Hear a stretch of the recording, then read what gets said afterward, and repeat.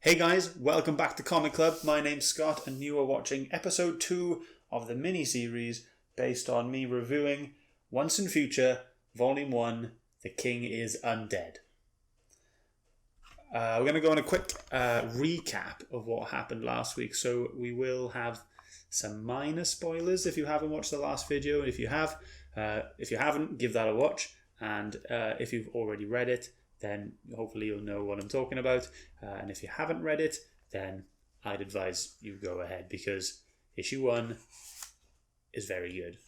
So what happens pretty much in chapter 1 of the story is that we get introduced to the scabbard of Excalibur, and then we get introduced to Bridget and Duncan, who are a grandmother and grandson, and we get introduced to Bridget's deep, dark secrets of what she potentially looks like is that she used to be some sort of monster hunter back in her heyday, and she kept it secret. Her grandson didn't know, but she had to reveal it to her grandson because she had found out that the antagonists of the story had gotten hands on the scabbard and are looking at acquiring. I think they're going to be trying to acquire King Arthur's sword and do something with that. So this video is probably going to be shorter than last week's because I don't need to introduce the book. We already know what the book is about. So I'm pretty much going to crack on, read issue 2, chapter 2, and then we're gonna take a bit of a look at it, discuss it, and see where it takes us. So here we go.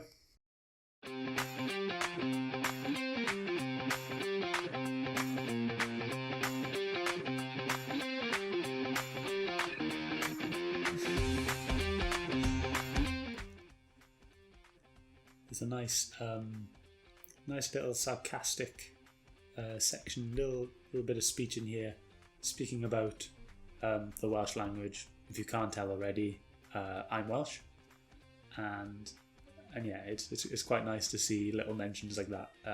Yeah, I like that.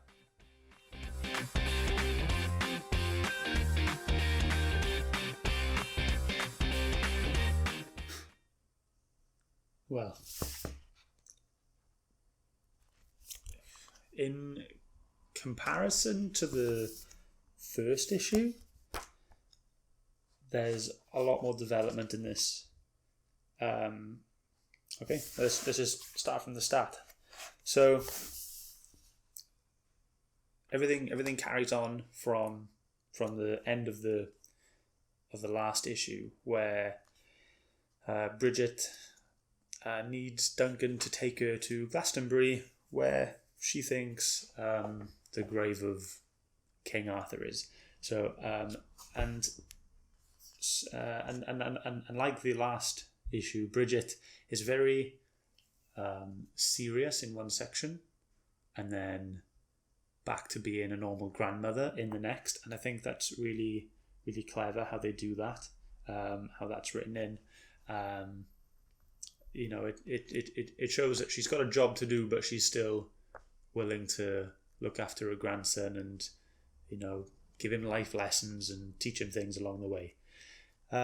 There were a few white spaces in the paneling, and I'm not quite sure why. I feel like they could have been used up. You see one just there, and then another one here.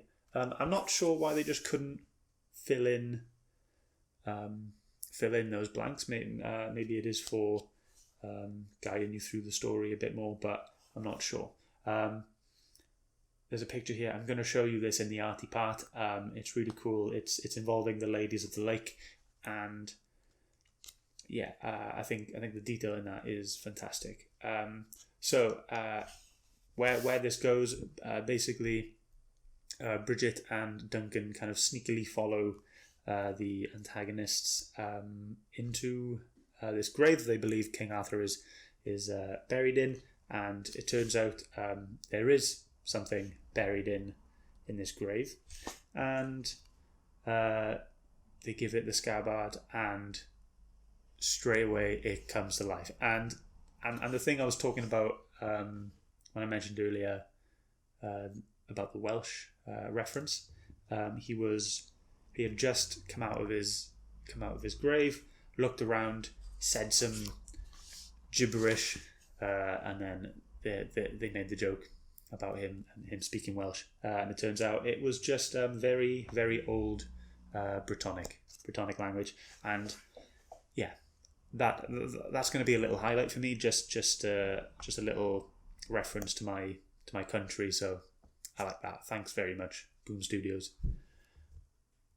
What happens then is really cool. So the art, the way that King Arthur is drawn, so he starts off as a skeleton, and then over the next, 6, 7, 8, 9 pages, he slowly becomes more materialized. So his organs start to grow, his flesh grows over him, and a little bit of skin. But that's all done really well, very slowly over each panel, and it's just fantastic. But it's done really slowly, and you can see there's kind of a method that's being followed in how he's kind of regenerating, and it's really cool, really clever how they've done that.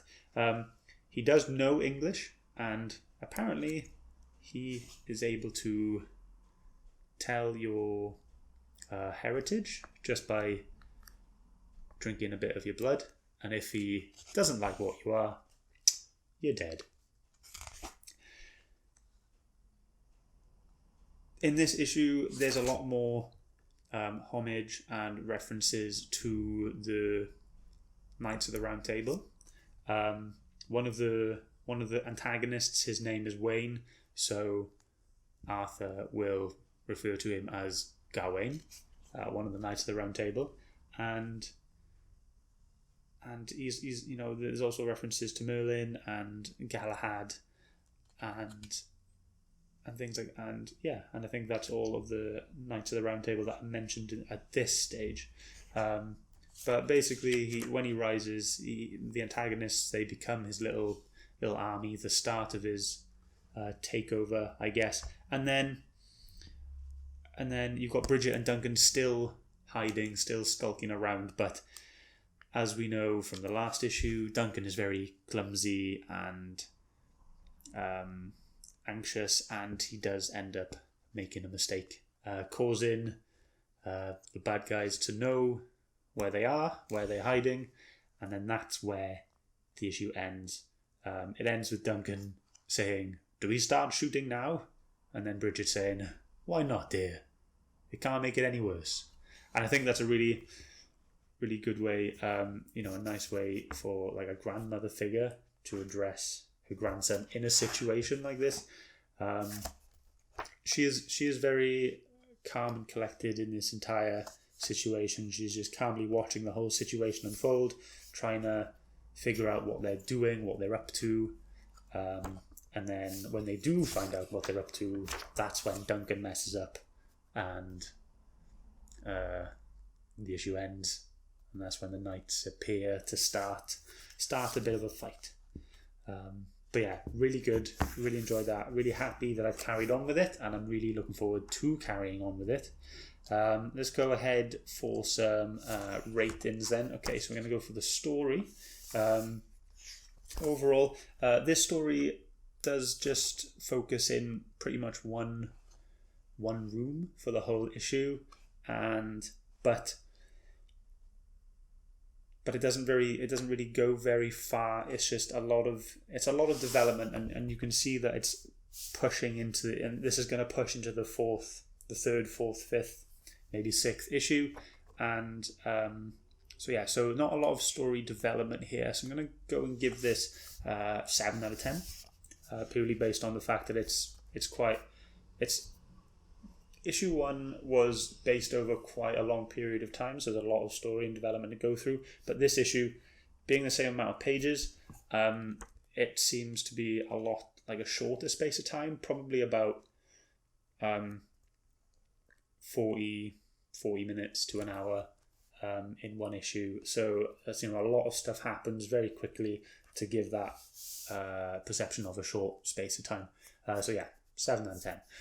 Art though, the art was brilliant. Like I said earlier, the way that they draw Arthur kind of regenerating his body from just a skeleton is very, very well done. It's done very methodically, very slowly, and it just looks great. I mean, I've never read a book where they do have to do a situation like this, like maybe something where something transforms, but when you've got things like organs and skin and flesh and muscles growing back onto something, I've never seen anything like that, and I really like the way they've done this. What else? I can't really do gripability because how can I say that I'm gripped on the second issue? So I'm going to go for the story development overall. Like I said, like the story, I gave that a 7 out of 10, but I'm going to give the development an 8.5 because even though not a lot happens, it sets a lot of things up, and I think in the next couple of issues we're going to see a lot more from King Arthur's plan, what he plans to do, and hopefully we'll see Duncan get a bit braver, get into a bit more action, and actually really start to help his grandmother out, while we also get into her secrets, her history, the things that she knows. In the book, there are a lot of references to things we don't quite know yet, and but it looks like the way that it's going, that we are going to be learning about a lot of these things that Bridget mentions in the story. I nearly turned over to issue 3 then. I'm not going to start that just yet, but let's go over to the arty part. I'm going to show you a few panels that I really like the art of, and yeah, here we go.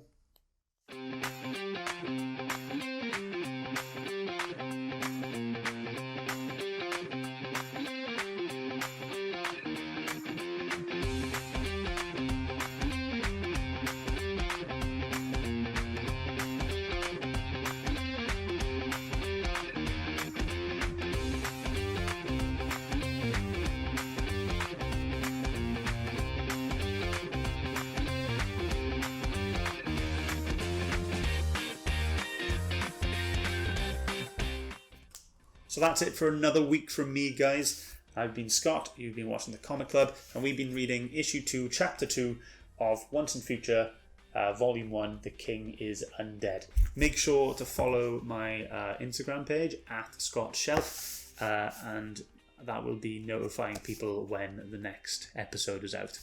Thanks a lot for watching. See you guys.